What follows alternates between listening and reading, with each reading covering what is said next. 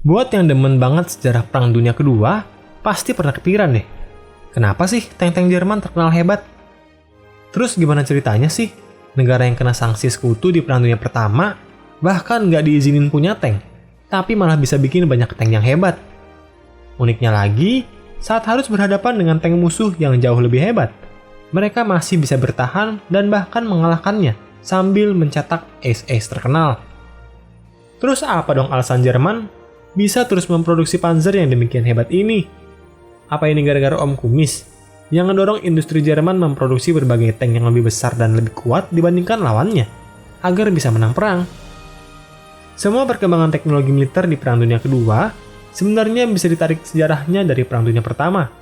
Baik senjata infanteri, kendaraan tempur, pesawat, kapal, organisasi militer, doktrin, dan taktik militer hingga konsep mengenai senjata rahasia. Uniknya, Jerman yang memiliki basis industri yang sangat bagus, pengembangan tanknya justru bisa dibilang tertinggal dibanding rival-rivalnya. Alhasil, Inggris dan Prancis adalah negara yang pertama kali menggunakan tank dalam jumlah besar dalam operasi militernya di front barat. Kedua negara ini memanfaatkan tank sebagai unit pendukung infanteri saat mereka menyerang parit-parit yang dipertahankan secara kokoh oleh militer Jerman. Walau tank sempat mengejutkan Jerman, tapi mereka dengan cepat beradaptasi, bahkan memproduksi tanknya sendiri. Sayang militer Jerman sendiri lebih tertarik mengembangkan konsep infanterinya dalam perang parit di front barat. Fokus inilah yang akan menghasilkan konsep Stormtrooper, yang di luar dugaan turut mempengaruhi bagaimana Jerman mengembangkan tank mereka. Arah pengembangan tank Jerman juga dipengaruhi oleh perjanjian Versailles yang bahkan membatasinya untuk tidak boleh punya tank. Selain itu, jumlah serdadu Jerman juga diperkecil, hanya 100.000 prajurit, termasuk kuota bagi perwira yang hanya 4.000 orang.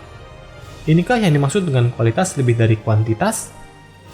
Uniknya berbagai sanksi yang dipaksakan oleh sekutu justru malah berpengaruh sebaliknya, memaksa militer Jerman agar semakin berinovasi demi mengejar berbagai ketertinggalan. Ibarat obat antibiotik yang nggak dihabisin, pasti bakal bikin bakterinya semakin resisten, bukan? Walau dipersulit berbagai sanksi sekutu dari perjanjian Versailles, militer Jerman masih bisa berinovasi termasuk memikirkan cara mengakali sanksi yang ada.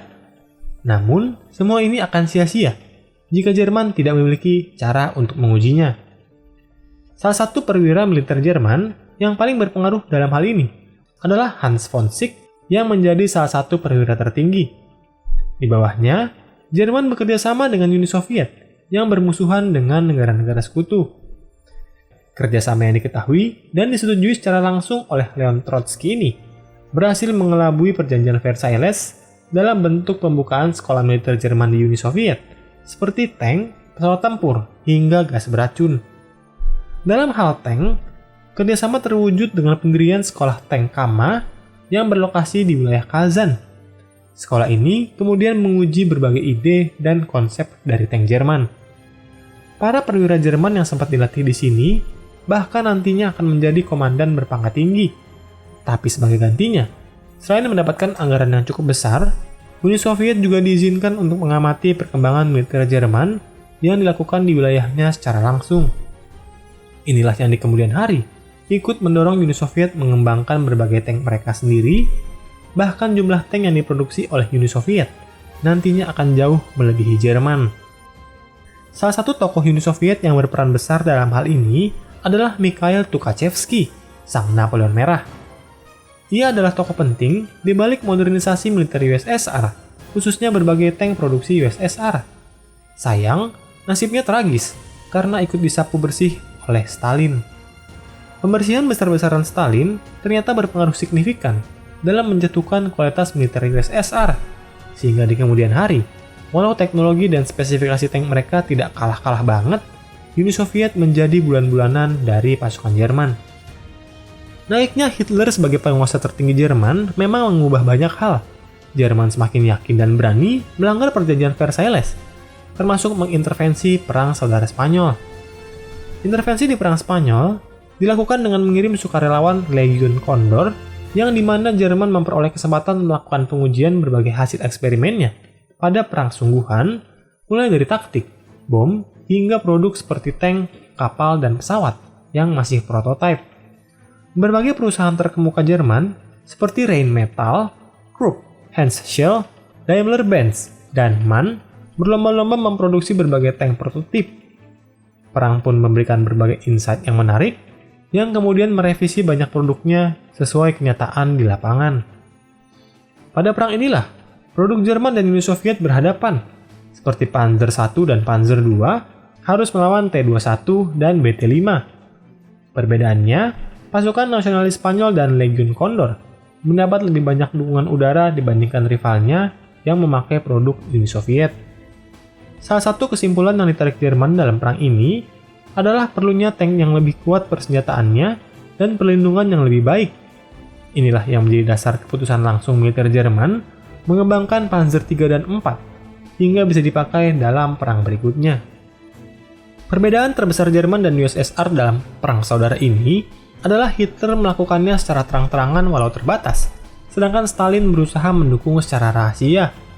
Keseriusan Jerman dalam hal ini terlihat dari 16.000 personil yang dikirimnya, baik di Angkatan Darat, Angkatan Udara, dan Angkatan Laut. Mereka pun kembali ke Jerman dengan segudang pengalaman dan ulasan bagi pengembangan alutsista Jerman berikutnya. Tentunya hal ini membuat pengaruh yang besar bagi Jerman dalam mengembangkan monster-monster lapis bajanya di kemudian hari. Mungkin ada personil yang bilang, tanknya gacor nih, target hancur, misinya berhasil, pokoknya bintang 5 deh. Atau ada yang bilang, bintang 1 nih, tanknya lambat banget, saya jadi ketinggalan sama yang lain. Nah, berbagai masukan ini membuat Jerman perlahan mampu menemukan komposisi dari tanknya yang sesuai dengan strategi perang mereka. Tapi realitanya saat ini, kalian juga bisa loh menyusun komposisi tank terbaik kalian, bahkan mencoba aksinya dalam permainan World of Tanks dari Wargaming. Game yang memberikan pengalaman bagaimana rasanya bermain sebagai jagoan tank dalam Perang Dunia Kedua ini, juga memperbolehkan kalian untuk mengatur dan mengembangkan tank favorit kalian, agar menjadi yang terbaik di medan perang. Gak tanggung-tanggung, World of Tanks juga punya database yang lengkap dari tank-tank bersejarah dalam Perang Dunia Kedua, bahkan detail sampai kelas-kelasnya. Mulai dari light tank, medium tank, heavy tank, bahkan tank destroyer. Negara-negaranya aja lengkap, gak cuma Jerman, Soviet, Inggris, dan Amerika, tapi juga ada negara Eropa lain, bahkan negara-negara di Asia Pasifik yang juga bisa kalian mainkan. Terus, buat kalian yang ngerasa World of Tanks itu terlalu sejarah banget, mereka juga sering ngadain kolaborasi kok, yang bikin gamenya selalu fresh. Mulai bareng Warhammer, Fury, Girls und Panzer, bahkan Terminator 2 Judgment Day. Ngeri nggak tuh? Tank Exterminator. Ada yang bisa ngalahin? Selain jenis tank yang lengkap serta pengalaman kostumisasi tank yang sesuai dengan keinginan kalian, World of Tanks juga memberikan pengalaman yang realistis dalam permainannya. Berbagai medan tempur disediakan sesuai dengan peristiwa sejarah, hingga lingkungan yang serupa dengan kondisi Perang Dunia Kedua, seperti gurun pasir, perkotaan, hutan, hingga lembah dan bukit, yang makin membuat pengalaman bermain menjadi makin intens. Nah, buat kalian yang pengen ngerasain pengalaman realistis ini, kamu juga bisa maininnya secara gratis di World of Tanks yang lagi ngasih berbagai jenis promo buat para pemain baru. Cukup daftar melalui link ini dan masukkan kode combat. Kamu bisa langsung bergabung dengan jutaan pemain lainnya dan ngerasain pengalaman sebagai jagoan tank di dalam sejarah. Tapi sejarah World of Tanks ya. Kalian juga bakal dapat bonus awal berupa 1 premium tank Cromwell B, 3 tank premium demo, 250.000 in-game currency, hingga 7 hari World of Tanks premium account time. Ini semua bisa langsung kalian dapetin loh, gratis pokoknya. Yuk langsung cobain gamenya secara gratis, dan jadilah S-Tank terbaik dalam sejarah World of Tanks. Nah kalau gitu, kita lanjut bahas perkembangan tank Jerman lagi ya. Di permulaan Perang Dunia Kedua, Jerman kembali berhadapan dengan rivalnya di Perang Dunia Pertama yang memiliki begitu banyak tank lengkap dengan spesifikasi yang tidak kalah bahkan melebihi militer Jerman. Walau begitu, pengalaman Jerman dalam Perang Spanyol memainkan banyak peranan penting seperti teknologi dan taktik pendukung yang sudah teruji, hingga para pasukan yang lebih veteran. Meskipun Inggris-Prancis lebih unggul secara jumlah dan spesifikasi, termasuk jumlah tank lapis baja yang lebih banyak, bahkan lebih unggul kualitasnya jika duel 1 lawan 1, awak Jerman yang terlatih dan berpengalaman serta teknologi yang unggul bisa menahan mereka. Salah satu keunggulannya terlihat dari bagaimana militer Jerman bisa memaksimalkan keunggulan Panzer III yang dilengkapi dengan sistem komunikasi radio modern dan diawaki 5 orang kru, yaitu komandan, penembak, pengisi amunisi, radio, dan pengemudi. 3 orang yang bertugas di atas meriam menghasilkan efisiensi yang jauh lebih tinggi dibandingkan lawannya, sehingga turut memenangkan pertempuran Perancis. Efisiensi dan pembagian tugas dan teknologi yang jauh modern inilah yang berhasil mengkompensasi berbagai kelemahan, baik jumlah maupun spesifikasi dari tank Jerman. Sepertinya teori pembagian kerja dari para ekonomis emang terbukti menunjukkan manfaatnya deh. Jadi berkat pelatihan kru yang unggul, Jerman bisa beradaptasi dengan berbagai kelebihan lawan dan mencoba berbagai peluang yang ada. Ini membuatnya unggul dibandingkan lawan-lawannya, terlebih tank Jerman yang juga memberikan jarak pandang yang sangat baik dari dalam tank bagi para komandan. Di sisi lain, tank-tank sekutu memaksa para komandan untuk melakukan banyak pekerjaan, dan seringkali jarak pandangnya sangat terbatas, alhasil seringkali kepalanya harus nongol keluar, yang membuat keselamatannya jauh lebih terancam dan kesulitan berpikir dengan jernih. Unggul dalam hal radio komunikasi, pelatihan yang lebih baik, hingga kualitas, membuat tank Jerman sering mencetak rekor ekstrim terhadap berbagai jenis tank lawannya. Tanpa berbagai keunggulan ini, mustahil Blitzkrieg bisa dilaksanakan dengan maksimal pada awal Perang Dunia Kedua. Tapi mungkin masih banyak yang bertanya-tanya, kenapa sih om-om kumisan tank satu itu terus aja neken industri Jerman biar memproduksi berbagai tank yang lebih besar dan kuat dibandingkan musuh-musuhnya? Kenapa nggak memproduksi lebih banyak tank yang lebih bagus? Kayak yang dilakuin sama Amerika dan Uni Soviet dengan M4 Sherman-nya dan T-34 mereka. Bukannya industri Jerman nggak kalah kapasitas produksinya?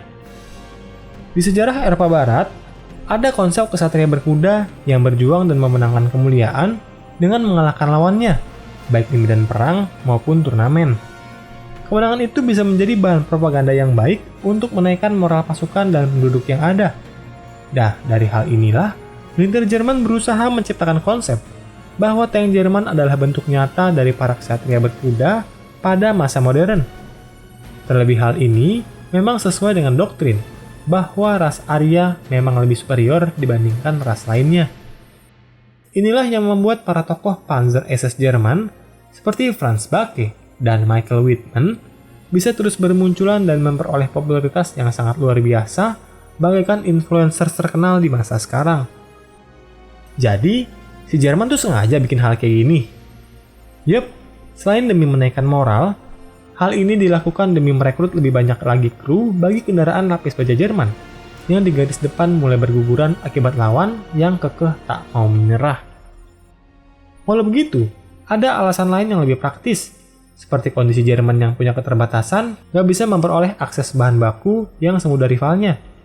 Hal ini memaksa Jerman berperang dengan kondisi yang ada dalam kondisi BBM yang sangat terbatas.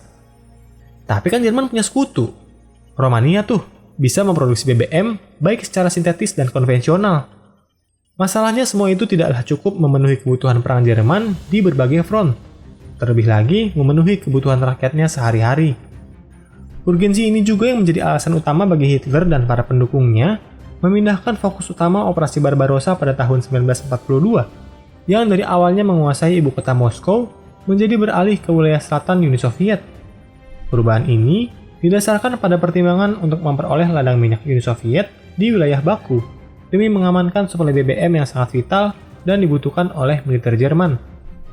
Dalam kondisi seperti inilah, wajar jika Jerman mendesain militernya untuk menghasilkan tank yang lebih berkualitas dengan senjata dan armor yang lebih unggul dibandingkan menghasilkan tank dengan jumlah yang jauh lebih banyak seperti Amerika Serikat maupun Uni Soviet. Tank yang lebih berkualitas dipandang sebagai pilihan tepat karena selain hemat konsumsi BBM, kemungkinan selamat para kru veteran Jerman yang berharga juga semakin meningkat. Hasilnya terlihat dari berbagai tank hasil produksinya, khususnya Tiger hingga Tiger II. Selain unggul spesifikasi senjata dan pelindung, jumlah kru yang lebih lengkap membuat tank Jerman bisa beroperasi dengan lebih efisien dibandingkan rival-rivalnya. Ini terlihat di berbagai pertempuran, baik di front barat maupun front timur. Sekalipun militer Jerman seringkali menemukan dirinya dalam kondisi yang tidak diuntungkan dan kalah jumlah, namun mereka tetap bisa bertempur dan menghancurkan banyak tank dan pasukan musuhnya. Terus kalau gitu apa dong masalahnya? Kok Jerman bisa kalah? Karena sehebat-hebatnya tank, kalau diserang dalam jumlah yang terlalu banyak, pasti bakal hancur juga. Saat kabar keunggulan Jerman sampai ke para petinggi USSR, mereka hanya dengan simpel menjawab, kirim lebih banyak tank. Menjelang akhir perang, karena Jerman semakin kewalahan menghadapi pesawat Inggris dan Amerika Serikat, banyak industri dan jalur distribusinya yang dibom, hingga mengakibatkan penurunan angka produksi alutsista Jerman, baik karena krisis bahan baku dan menurunnya kapasitas produksi. Berbagai jenis suku cadang semakin langka, kualitasnya juga semakin menurun.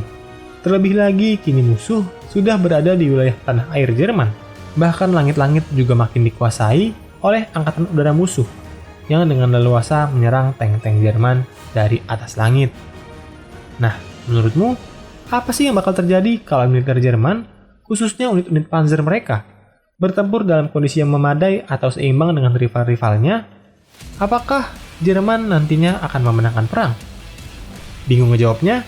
Kalau kamu pengen buktiin sendiri gimana tangguhnya unit-unit panzer Jerman ini jika berhadapan sama lawan-lawannya di setiap masa, kamu bisa rasain pengalamannya dalam game World of Tanks secara gratis, yang linknya udah mimin taruh di kolom deskripsi, dan masukkan kode combat untuk dapetin semua bonusnya. Jadi, tunggu apa lagi? Buruan download dan nikmatin semua promonya. Sekali lagi, gratis loh ya. Oh ya, Mimin juga bakal ngadain event mabar World of Tanks lagi loh. Infonya bakal nyusul secepetnya di community post. Udah ya, segitu dulu nih. Mimin mau latihan, biar nggak langsung kena first blood waktu nanti mabar. Oke, bye!